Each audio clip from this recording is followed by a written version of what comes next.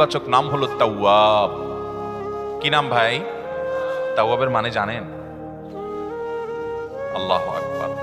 Repeatedly, বারবার যিনি বান্দার তওবা কবুল করেন।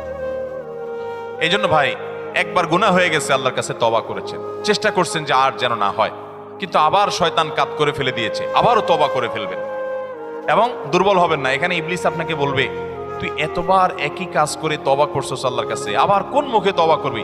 থাক, বাদ দে। আপনার তওবা থেকে দূরে সরাবে। এটা হলো শয়তানের সবচেয়ে বড় অস্ত্র। কখনো নিরাশ হওয়া যাবে না।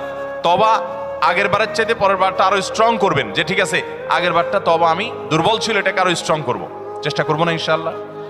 তাহলে তওবা বারবার করতে হবে, বারবার করতে হবে। ভেঙে গেলে আরো শক্ত হার্ডলি তওবা করতে হবে, নিজের প্রতি নিজে শাসন চালাতে হবে।